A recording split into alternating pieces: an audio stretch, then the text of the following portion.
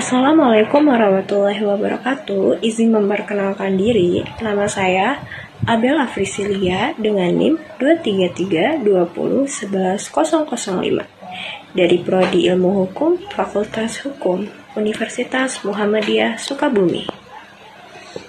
Selamat siang teman-teman semua. Pada kesempatan kali ini, saya akan membahas perjalanan panjang evolusi hak atas tanah di Indonesia, khususnya sebelum dan sesudah diberlakukannya Undang-Undang Pokok Agraria. Mari kita telusuri bersama bagaimana sistem kepemilikan tanah di negeri kita mengalami perubahan yang signifikan. Sebelum kita membahas lebih jauh, mari kita pahami terlebih dahulu apa itu Undang-Undang Pokok Agraria atau UPA. Undang-undang ini merupakan tonggak sejarah dalam pengaturan sistem agraria di Indonesia. UPA lahir sebagai upaya untuk menciptakan sistem agraria yang lebih adil dan teratur. UPA adalah singkatan dari Undang-Undang Pokok Agraria. Ini adalah undang-undang yang sangat penting di Indonesia karena mengatur segala hal yang berkaitan dengan tanah, air, dan kekayaan alam yang terkandung di dalamnya. UPA adalah landasan hukum utama dalam mengatur hubungan antara manusia dan tanah di Indonesia. Disahkan pada tahun 1960 dengan tujuan mengatur kembali sistem agraria yang berlaku saat itu. Hak atas tanah sebelum UUPA. Sebelum UUPA diberlakukan, sistem hak atas tanah di Indonesia sangat kompleks dan beragam. Pengaruh kolonial Belanda sangat terasa, di mana sistem kepemilikan tanah lebih mengutamakan pihak kolonial. Selain itu, masyarakat adat juga memiliki sistem kepemilikan tanah yang unik, yang seringkali tidak diakui dalam sistem hukum kolonial. Jenis-jenis hak atas tanah sebelum UUPA. Beberapa jenis hak atas tanah yang umum ditemukan sebelum UUPA adalah hak milik. Hak milik yaitu yang paling kuat tetapi seringkali terbatas pada kelompok tertentu. Yang kedua, hak pakai. Hak pakai yaitu hak yang menggunakan tanah milik orang lain. Yang ketiga, hak erpak, yaitu hak sewa tanah jangka panjang yang berasal dari sistem kolonial. Selain itu, masyarakat adat memiliki berbagai bentuk hak atas tanah yang unik, seperti hak ulayat dan hak waris adat.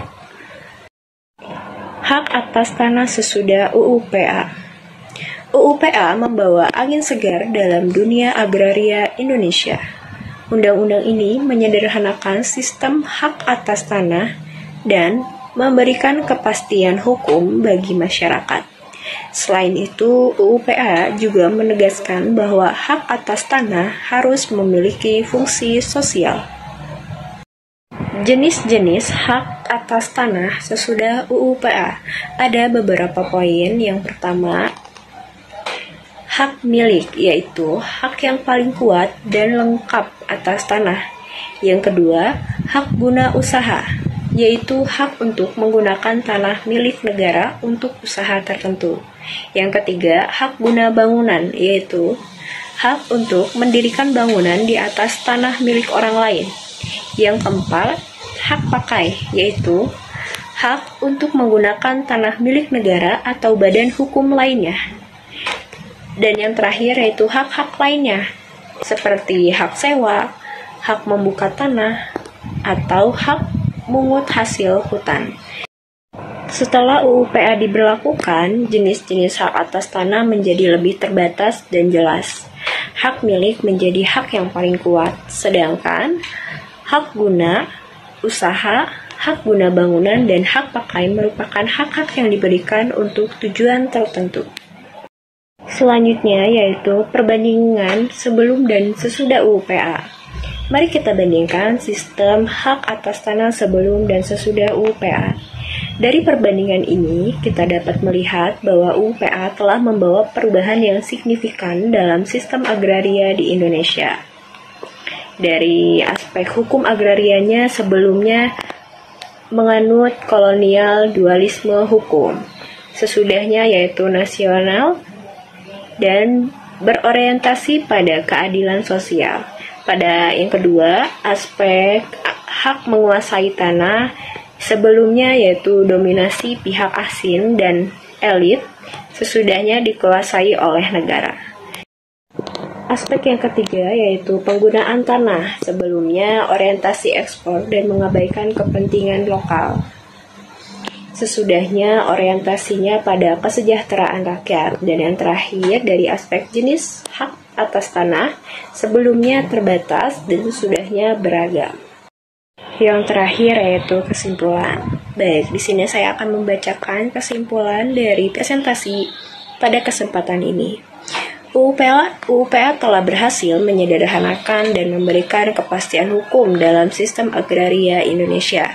Namun, masih banyak tantangan yang harus dihadapi, seperti konflik agraria dan pelaksanaan UUPA di lapangan.